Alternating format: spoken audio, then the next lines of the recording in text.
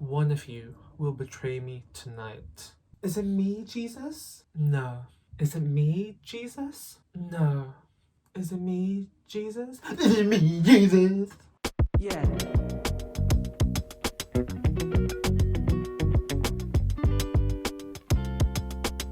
Hi everyone, my name is Johnley, and today it is Halloween. And so because it's Halloween, I will be doing a purge of my books because they had all year round of committing these felons that they call as books, as they call stories.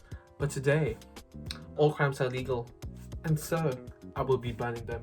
Yeah, that's why I'm wearing black today. Today I am mourning for these books. Question mark. Without further ado, here are the 17 books that I will be giving to charity because they need to go. They just need to go. So I'll be going through them relatively quickly so that we can get through all 17. This is in no particular order and I have different reasons for them. Some of them I've read, some of them I am not planning to read. Some of them I've started to read, but I was like, that's it, end of the line. I don't want to go further. Yeah. First, Trust by Domenico Starnone. I've done a book review on this one. I was rooting for this, you know. It started off great. I love it. I love the intrigue. And then you had to go to this story of professor, students. I mean, they're off age, but also at the same time, it's a bit of cheating happening. And I'm like, I don't want a spin-off of Pretty Little Liars, Ezra and Arya. And then gone. Next, All the Lovers in the Night by Mieko Kawakami. Listen, I've also done a book review on this. Japanese romance literature is really not for me. It's just a bit slow. I've yet to see something in Japanese literature that will capture me. And I hope it's going to be the thriller horror crime story called Out, which is somewhere. I'm excited for that one, so there's that. I really wanted to give it a go, but I finished it, didn't like it. Bye. Next, The Coming Bad Days by Sarah Bernstein. Okay, first of all, let's just appreciate its publisher, who is called DB Originals, I think. Don't Books. What? Don't Books? Don't Books is its own publishing company. Okay, cool. I just want to give a shout out to Don't Books because this matte cover, oh, it feels so good every time reading this book. And like, how great is that cover? It's so simple, but it's poignant. I love it. I like what they tried to do here by making like each scene, each chapter, each thought kind of like in its own like chapter. So you can see like there's a lot of like endings, stuff like that, right? It's just not for me. I'm sorry. I'm not, but I guess I am. Now this was gonna go through all 7 gates of hell because Ghosted by Jen Ashworth, you have made me waste $8.99. If you guys want to be scared for Halloween season, but in like being a ghosted way, yeah. The Fallen by Carlos Manuel Alvarez. This is from Fitzcarraldo Editions. And these are really famous because it's literally like the same cover for like every single book that they have, I think. Like slightly light navy blue, and then text in. I mean, someone could really say that's Times New Roman. So it really focuses on like the story itself, mainly translated books from South America, I think. Though this one definitely is. It's set in Cuba. It's a debut novel, and it's a portrayal of the society in a free fall. So society collapsing is that one, but I just find it a bit dry. I'm not gonna lie to you. It's not for me. As you can see, I've started reading it, but after 45 pages, I said, gone. Next one is Heart Shaped Bruise by Tanya Byrne. I got this from a charity shop. After reading 100 pages, I was like, okay, I see what is going, but I don't want to be sad, like in this type of sad. So it's when Archway Young Offenders Institution is closed down, a notebook is found in one of the rooms. I'll start by saying that this isn't an apology. I'm not sorry, I'm not. This is that notebook. So, this whole book. They say I'm evil and everyone believes it, including you, but you don't know. Its pages reveal the dark and troubled mind of Emily Cole, the protagonist, Archway's most notorious inmate. Sometimes I wonder if I'll ever shake off my mistakes, or if I'll just carry them around with me forever like a bunch of red balloons. You know, it started promising. Like I didn't say I hated it. I didn't say I don't like it. I'm just like, I'm done. I'm done. I'm done. Right, next. Susan Sontag on photography. If you have ever been to Brighton, there is the Royal Pavilion and there's the art museum there. So I got this from there, and I got this because it's Susan Sontag, who also wrote Notes on Camp, which was the theme for one of the Met Gala, one of the interesting Met Galas.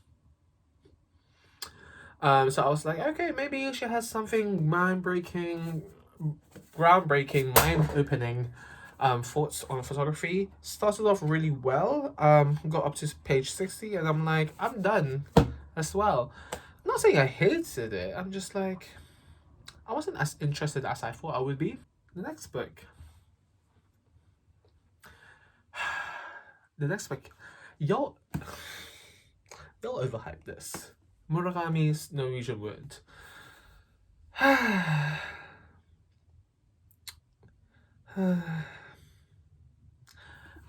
This was the first Japanese romance literature that I was okay with the pace. I powered through. I really like the whole moment in the mountains. Is it a rehab center? I think it's a rehab center. So I like that bit, but it's not a satisfying ending for me, and I don't like that.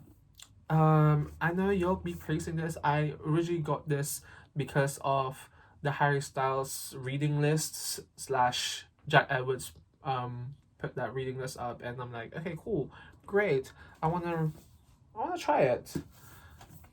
It's a no for me. I'm going, and I don't like that it's overhyped.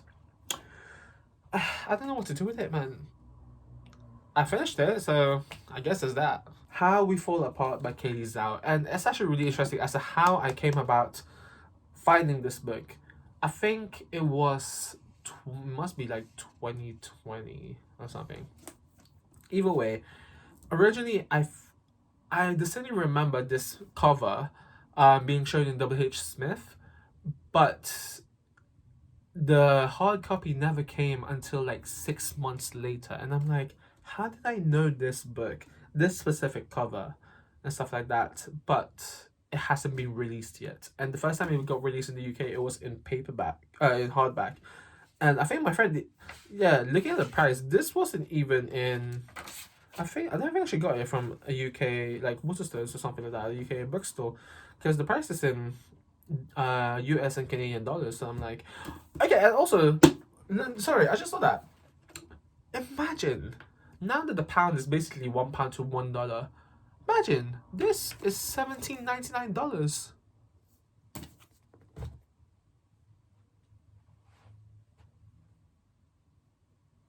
I don't know what to say. What is this book about?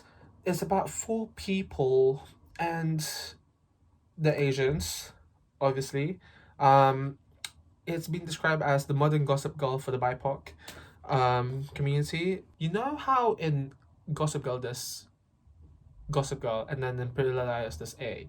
Here is the Proctor, and I'm like, that's so Asian. Also, like, I don't know, it's not a serve.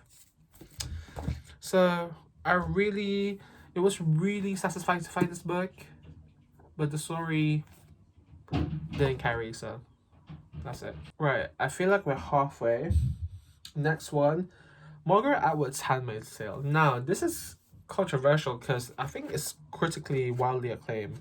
I think I read halfway through this book. I can't find the bookmark. I mean, for me, as soon as I found out how they um, how they came up with like the name Offred, or like how they came up with like the names of the women. I kind of got put off. I think it deserves its critical acclaim, but I don't know. It's just not for me. It's just not for me. And it's a bit weird because now I'm on the streak of like wanting to read more books in the subgenre of female rage. So, for example, like after reading Kim Ji Young, born 1982, man, I want to read it also. Like, I want to, after I finish reading my current read, Ugly Love by Colin Hoover, I'm gonna finish Build Your House Around My Body by Violet Cooper-Smith. And this book, which Toni Morrison says is a magnum opus, is called Those Birds Are Not My Child by Toni Cade Bambara. It is hella massive of a book, around 660 pages. Oh, that's big. I started, as you can see, like I started reading it. Got to page 38, but it's dense, baby. It is dense. But I want to read more about female rage, but me putting The Handmaid's Tale away, it's kind of like, what's happening here? Like, what's happening here? Yeah, no nuts. So in my video about mystery books from charity shop, I opened up Mr. Pie by Mervyn Peake. The blurb put me off. And just to remind you, it's here it is. In his fight, he finds invaluable help from Miss Dredger, his aggressively robust lady, Thorpe, the archetypal seaport painter, and Titigu, one ton, black-haired, 5'3" of sex, but who still retains the perfect innocence of a child. That exoticism of someone who's Chinese, short, purely seen as a sex object, and that hint of slight pedophilia at the end where it says, but who still retains a perfect innocence of a child. You know what? Maybe I won't put this in the charity shop. Maybe I'll just throw it in the bin. No, we're not having it. Go. They Both Die at the End by Adam Silvera. Right. I know everyone loves this book. Like, a lot of people love this book. I started reading it. Oh, here's where I stopped. Page 29. I kind of like the premise. I'm here for it, but the way that it's written, I'm just like, it's a bit cringe for me. For me, okay? Not for you. For me. Kazuo Ishiguro's Never Let Me Go. As you can see, I bought a lot of Japanese literature. After reading a couple of them, I'm like, I'm out. This one, I've read up to page 58, and I'm like, pick up the pace, otherwise I'm going. I think it started interesting. My friend who's currently reading this right now said like, oh, you just need to follow through. And I'm like, if I have to follow through, like how I had to follow through with Murakami's Norwegian Wood, then I don't want it. It's a story of love and friendship and memory. I mean, that's pretty much the blurb. And then apparently my friend said like, oh yeah, as soon as like they leave the school, it'll be like better. I'm like, not for me. That's it. I'm taking my bookmark. Bye. This one is a personal controversial one. The Secret Barrister. From the cover, you would think that someone who wants to become a future barrister would love to read The Secret Barrister because it's fiction and his career fusing together, right? Wrong. I think some part of me just don't want to read anything about legal fiction. I love watching legal fiction, like Suits when I had my moment, How to Get Away with Murder, Extraordinary Attorney Woo Young Woo. I mean, I don't know how she said I don't know, but I love it. I eat that up. But reading about it, I think that comes down to the fact that during my law degree, when I did my undergrad for 4 years, I was not able to read a single fiction book because I kept reading cases and cases upon cases. So this is kind of like war flashback for me. I don't want to read about it. I'll live through it. I'll read cases, but I don't want to read about barristers. Right. So I read this book a couple of years ago. Got up to like page 136 exactly. And this is called The Fourth Revolution. It's a non-fiction book by John Micklethwaite and Adrian Wooldridge. And essentially, here's the blurb. The more governments promise, the more we mistrust them. Something has to change. Traveling to some of the fastest emerging nations like Singapore, Malaysia, and so forth, John Micklethwaite and Adrian Wooldridge argue that the West needs a new revolution in the history of the state, rethinking the role of government and its place in our lives. So one of the possible things that this book could be talking about is the whole Republican debate in America of having small government, but also at the same time modernizing it or making it a bit more socialist. I can't remember. Maybe I'm just giving you misinformation, so you just need to read this. But I think at that time it was a really good, interesting read because I read it during sixth form, and it was the time where I was deciding whether or not I wanted to do law or international relations as my degree. I was even gonna go towards politics, man. Like, who knows? Maybe I would have done PPE. No, I would not have done PPE. I don't like philosophy. The penultimate one, Night of Fire by Colin Fubran. I got this in Waterstones for exactly £1. Yes, a whole new book for how much? £1. And it's revolving around 6 tenants in, I think, like a shared building that basically it's burning, and it's about these people, and that they're trying to like merge all these stories into one. They're coming from different angles, like one's a priest, one recalls a lonely childhood, one from the cremation grounds of India, one from an African refugee camp. So call it as you will. Loki reminds me of Grenfell, and I don't want to read that just because it's a sensitive topic, and like I kind of live kind of close to Grenfell, so I want to preserve it as it is in my mind. Yeah. Okay, and then finally, Big Data, Does Size Matter? I can't remember if British people say data or data. It's data. Again, another non-fiction book. Oh wow, and I'm actually impressed. I read all the way to 184 pages. I'm impressed because this was during sixth form. It was a non-fiction book as well. And it just emphasizes the importance of like using census and how we can use big data in terms of democracy, or like how it has been exploited in terms of like social use, like social media and Facebook and so forth, and potential ways that we can use big data. Yeah, you're gone. So thank you very much for watching this video.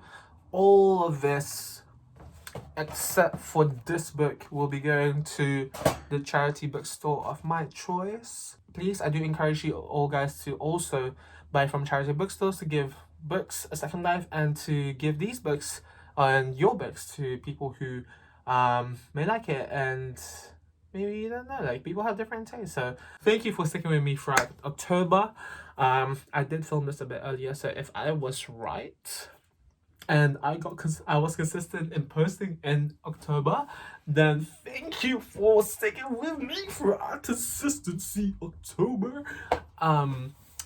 I have more videos planned out, especially December. I already got that. Like, this is okay. I'm not gonna lie to you. This is the 2nd of October, and I already filmed this.